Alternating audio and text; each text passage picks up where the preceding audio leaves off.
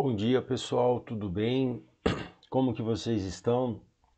E aí, mais uma semana na luta, mais uma semana de conquistas e vamos que vamos, né?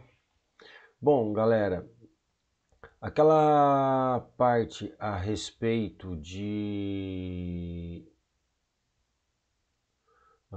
reações químicas, perdão, de equações químicas, fórmulas químicas, elas se encerraram na última aula, né? Até então nós falamos de fórmulas centesimais, fórmulas mínimas e fórmula molecular. Hoje nós vamos aplicar, nós vamos usar essas fórmulas vistas num novo fenômeno químico, tá? Novo não, que eu digo assim, um novo conteúdo que explica um fenômeno químico, que são as reações químicas, ok? Nós vimos como montar as fórmulas químicas. Agora nós vamos usar essas fórmulas químicas. E vamos usar as fórmulas moleculares basicamente. Então o que vai acontecer a partir de agora? Vamos lá, vamos pensar o seguinte. Como que eu chamo aquela situação, aquele fenômeno químico onde eu estou causando modificação na matéria, onde eu estou reestruturando a matéria? Como que eu chamo esse fenômeno? Como que eu dou nome a esse fenômeno?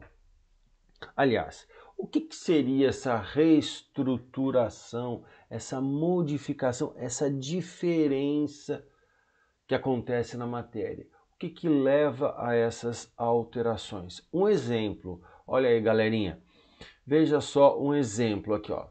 O prego, quando ele sai da fábrica, quando ele sai da indústria, ele apresenta um aspecto brilhante, ele brilha, um aspecto mais limpo do metal. Com o passar do tempo, esse prego enferruja. Olha como ele fica com aspecto embaçado, um aspecto, uma carinha mais desgastada, suja, né? Ele está ali enferrujado. O palito de fósforo, quando você pega ele da caixa, vocês conseguem enxergar o palito de fósforo bonitinho ali. Só que a partir do momento que você acende o palito de fósforo, que você promove a combustão daquela cabecinha do palito de fósforo, onde tem o pólvora, enxofre, até mesmo o fósforo ali, ele começa a pegar fogo e começa a queimar também a madeira que faz parte desse palito. Então você está fazendo ali a combustão da madeira. Outra situação, você pega um antiácido, um comprimido, uma pastilha antiácido efervescente. A hora que você joga na água, você começa a perceber que os componentes químicos que formam aquela pastilha, aquele comprimido, reagem com a água e vai haver a liberação de uma grande quantidade de gás, né? Isso daí é um comprimido de efervescência, então está tendo uma modificação na matéria ali, está tendo desprendimento de gás. A mesma coisa acontece na panificação, um outro exemplo que a gente vai dar para vocês.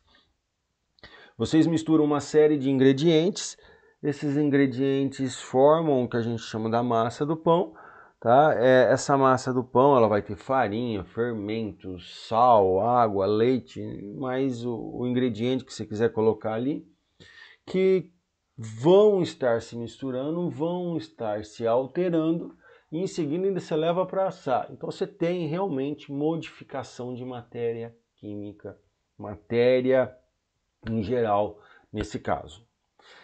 Esses fenômenos químicos que fazem modificação em tudo isso que vocês viram, são chamados de reações químicas.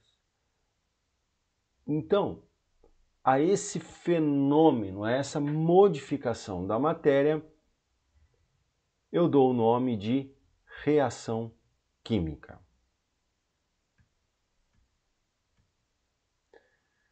Só que nós sabemos que a química ela tem um linguajar próprio, uma linguagem própria de representar tudo aquilo que acontece dentro dela. Tá? E é isso que nós vamos estar mostrando para vocês agora. Tá? Esse linguajar ele vai ser expresso, vai ser dado, as reações químicas, elas são representadas por equações. A gente chama de equação química. O que a equação química faz? Ela me mostra uma reação química que está mostrando a modificação que está acontecendo dentro de uma matéria. Vejam só.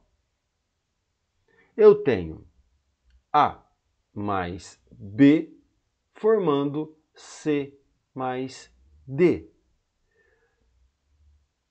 Como assim? Eu tenho uma substância química A reagindo com uma substância química B, eles vão sofrer modificações e dar origem a uma substância C e D. E a reação está acontecendo entre A e B e está formando C e D. Então, quem está no início da reação química, eu chamo de reagente. Quem está no final da reação química, eu chamo de produto. Dica: tudo que estiver na frente da seta, a setinha está aqui, ó o biquinho dela. Tudo que estiver na frente da seta serão os produtos. Tudo que estiver atrás da seta são os chamados reagentes. Então, A e B são os reagentes, C e D serão os produtos. Atrás da seta, reagente, na frente da seta, os produtos. Cada um, A e B, terão suas fórmulas químicas moleculares em específico, assim como C e D também terão suas fórmulas químicas em específico. Vamos lembrar, a matéria não pode ser criada nem destruída, e sim transformada. Então nós estamos fazendo uma transformação. E se nós estamos fazendo uma transformação, nós estamos obedecendo a lei de Lavoisier, tá?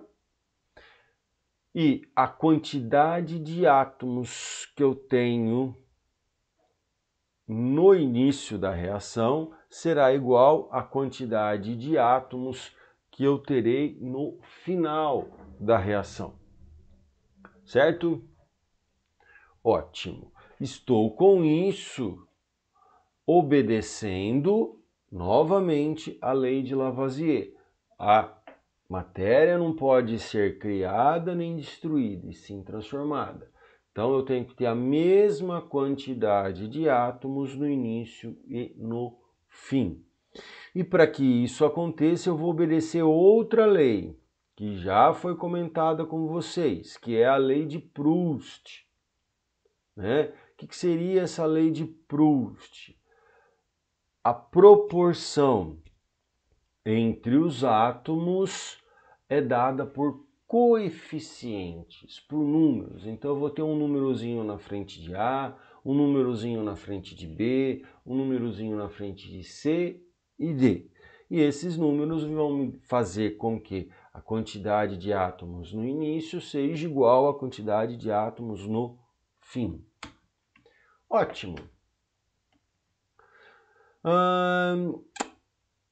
Aí vem o seguinte, eu tenho uma reação química. Tá? Essa reação química, essa equação química, ela pode ter algumas escritas, alguns símbolos bem específicos. E esses símbolos bem específicos, essas escritas, estão aí tabelados para você. Dentro daquela equação química, pode aparecer o termo aqui. Esse aqui significa que as substâncias estão na forma aquosa. Pode aparecer embaixo do átomo ou da fórmula um S. Esse S significa que a substância está sólida. Um L, que a substância está líquida. Pode aparecer um G, que eu até esqueci de colocar ali, o G. O G é a substância gasosa. Pode aparecer na reação química uma setinha para cima, então estamos falando de formação de gases. Uma setinha para baixo ou ela assim quebrada, eu estou trabalhando com precipitados, substâncias que foram formadas e que elas não permanecem dissolvidas, elas precipitam, elas são insolúveis. Pode aparecer um lambda. Se aparece esse lambda, a reação química está acontecendo na presença de luz. Pode aparecer o termo CAT. CAT é a abreviação de catalisador. Tá? Duas setinhas em sentidos opostos significa que a reação está em equilíbrio, ou seja, AB formando C e D e C e D voltando para A e B. O delta, calor, e assim por diante. Pessoal, são apenas alguns símbolos que podem aparecer dentro de uma reação química e que quando aparecerem eles têm significado. Então vocês, com o passar do tempo, vocês vão se acostumando com esses símbolos. Com o passar do tempo, vocês vão entendendo que e de tanto se acostumar com essa simbologia, vocês vão entendendo e memorizando esses sinais, tá? Então não precisa ficar preocupado em decorar isso agora não. Vamos dar um exemplo para vocês de uma reação química utilizando essa simbologia. Qual que é? Olha lá. Nas churrasqueiras, obtém-se calor por meio da queima de carvão, que também libera fumaça, que é gás carbônico. Então vamos ver como que a gente pode representar essa equação química. Vejam só, estou balanceando, a reação está com as proporções corretas, está tudo bonitinho, está tudo certinho. Então eu tenho aqui carvão, um carbono na forma sólida, está reagindo com um oxigênio gasoso. Essa reação está acontecendo na presença de calor, está produzindo um gás carbônico gasoso. Tudo que está atrás da seta são os reagentes, tudo que está à frente da seta são os produtos, tá?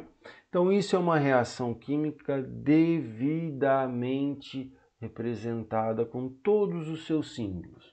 Estamos falando um carbono desse lado, um desse lado, dois oxigênios desse lado, dois desse outro lado, obedecendo aí, portanto, a lei de Lavoisier. Os componentes estão na sua proporção adequada, lei de Proust, e toda a simbologia envolvida, sólido, sólido, aquecimento, sólido, reagentes e produtos. Ótimo, ótimo, ótimo. E aí, como existem milhares, inúmeras reações químicas, foi possível estudar cada uma delas, verificar as características de cada uma delas e classificá-las, tá? Classificar de acordo com o que acontece na reação química. Vejam só, o primeiro tipo de classificação que a gente tem são as reações de síntese, ou também conhecida lá em José Bonifácio como reações de adição. O que são reações de síntese? São aquelas onde Veja o exemplo. Eu tenho 2 ou mais reagentes, posso ter 2 ou 3. Nesse caso eu tenho 2. Eu tenho A e B. Eu tenho 2 reagentes que vão se combinar e formar um único. Então, eu estou adicionando, estou somando os dois para formar um só. Então, eu vou partir de 2 substâncias no mínimo e vou chegar a uma, tá? Um único produto. Esse tipo de reação é conhecido como reação de síntese, que pode ser total ou parcial, tá? Ele vai depender da massa dos reagentes. E vejam só, eu tenho cal, né? Cal viva, cal virgem, a cal que é usado na indústria ou na construção civil, na engenharia. Cal, você está pegando cal que faz a argamassa, que faz lá a massa do cimento. Misturo com água e estou formando hidróxido de cal, estou formando uma soda ali. Ótimo! Veja, eu tenho cal mais água formando um único composto, né? Olha lá, você tem a cal, que é esse pozinho branco, joga água nela para formar o hidróxido de cálcio. Você tem magnésio, que é uma fita de magnésio, um fiozinho de magnésio, que na presença de oxigênio você consegue queimar isso produzindo óxido de magnésio, que é essa fumacinha que vocês estão vendo aqui. Então, se eu queimar uma fita de magnésio, eu libero óxido de magnésio. Então, toda vez que eu falar de reação de síntese, eu estou somando. Eu estou juntando 2 componentes, 2 fórmulas, 2 reagentes, formando um só. O outro tipo de reação que nós podemos fazer é a reação de decomposição. Se uma é síntese, você está juntando 2 para formar um, a decomposição, ou como a gente chama também, análise, é o contrário. Você parte de um, quebra esse um para formar vários. Então você tem ali AB sendo quebrado e formando A mais B, ou seja, eu parto de um único reagente e formo 2 ou mais produtos. Vejam só, ácido carbônico. Ácido carbônico é o ácido encontrado nos refrigerantes, na água com gás, na cerveja, tá? Toda vez que você abre o refrigerante e coloca dentro de um copo, ele faz espuma. Você abre a cerveja, coloca dentro de um copo, faz espuma. Água com gás, também você percebe a efervescência dela. O que está acontecendo nesse tipo de exemplo? O ácido carbônico está sendo degradado em água e CO2. Ou seja, você está decompondo uma substância química, tá? Olha lá o exemplo que a gente ficou.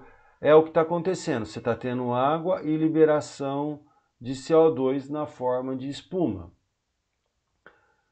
A própria água, é possível quebrar uma molécula de água? É possível num processo industrial onde nós vamos pegar a água, submeter ela a 2 polos, né? O polo negativo, que é o cátodo, e o polo positivo, que é o ânodo, 2 barrinhas metálicas, né? Cátodo, ânodo, ligado a uma fonte elétrica. O ânodo, como ele tem carga positiva, ele atrai o O- da água, tá? E o cátodo, como tem carga negativa, vai atrair o H3O+. Quando isso acontece, você vai ter aqui a liberação de gás hidrogênio e aqui a liberação de gás oxigênio. Então, eu decompus, eu quebrei a molécula de água líquida, gerando moléculas gasosas de hidrogênio e oxigênio. Um novo tipo de reação química, novo não, detalhe, a reação de decomposição ou análise, ela pode receber ainda uma subclassificação. Ela pode receber nomes diferentes. Por exemplo, se eu faço a decomposição, a quebra de uma molécula usando calor, vejam só, AB, na presença de calor formando CD, eu estou fazendo uma decomposição térmica ou, como a gente gosta de falar, pirólise, quebrando na presença do calor. Se eu faço uma decomposição na presença de luz eu represento por esse lambda, eu tenho ali uma fotólise. Já se eu vou fazer uma decomposição na presença de corrente elétrica, que é o exemplo daquela da água ali, a água quebrando, liberando hidrogênio e oxigênio, eu estou fazendo uma eletrólise. Olha lá. Tudo isso, vejam, sempre AB formando CD, AB formando C mais D, AB formando C mais D. Só mudou quem? Eu mudei o meio que vai fazer essa decomposição. Enquanto que na de cima eu tenho o calor, é chamado de pirólise. Na de baixo eu tenho a luz, fotólise. E aqui eu tenho esse raiozinho, é chamado de eletrólise.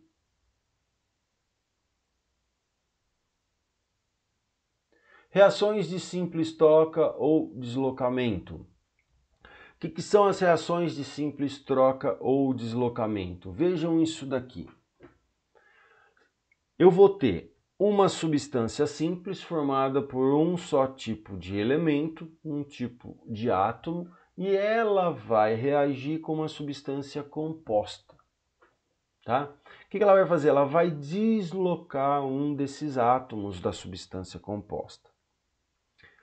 Olha lá, A é uma substância simples, BC é composto. Eu tenho dois tipos de elementos químicos. O A vai deslocar o B, deixando o B sozinho e produzindo AC.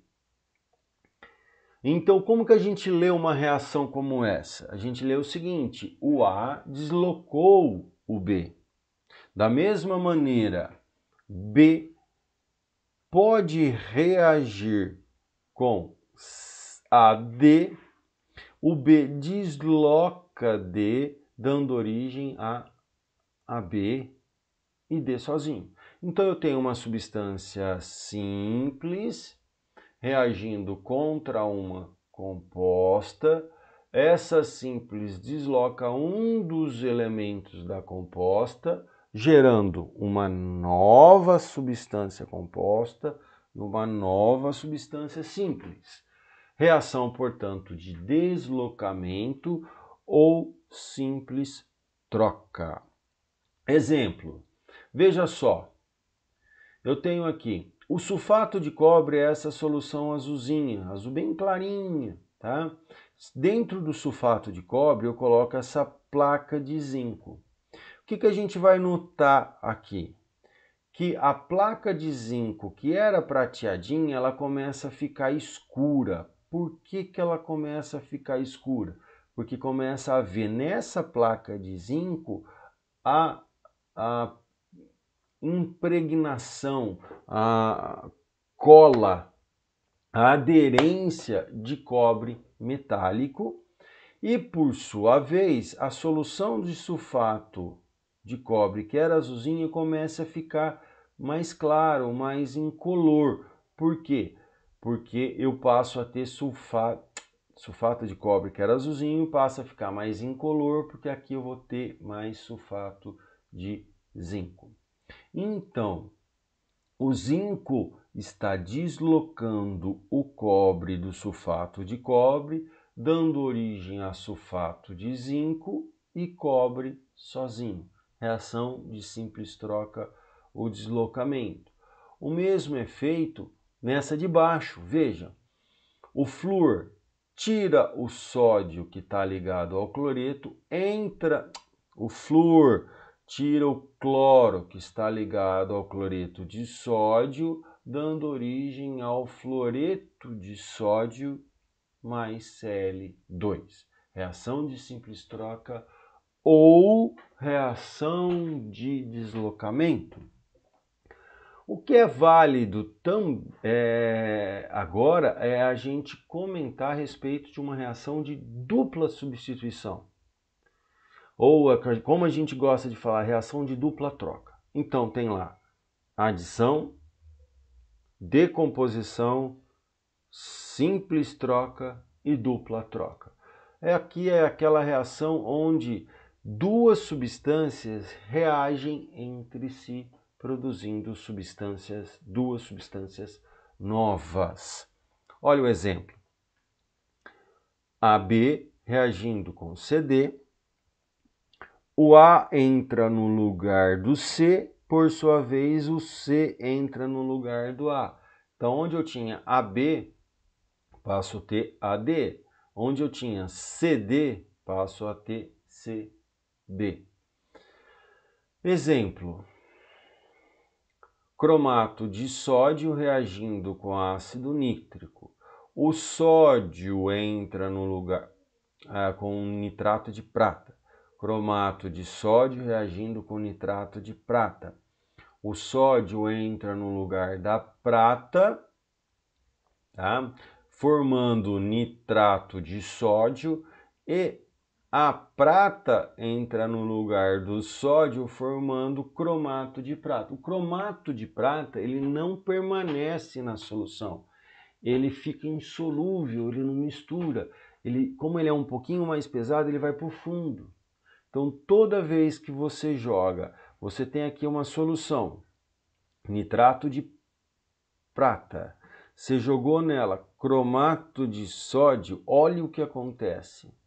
Instantaneamente, as duas são incolores, gente, veja, tanto o cromato de sódio quanto o nitrato de prata são incolores. No instante que você misturou as duas, você começa a formar um sólido marrom que vai para o fundo do recipiente, ou seja, o precipitado de cromato de prata. Você fez aqui uma reação de dupla troca, ok? Ótimo. Então, agora eu espero vocês em sala de aula para a gente estar trabalhando alguns exercícios. Um beijão e até já já.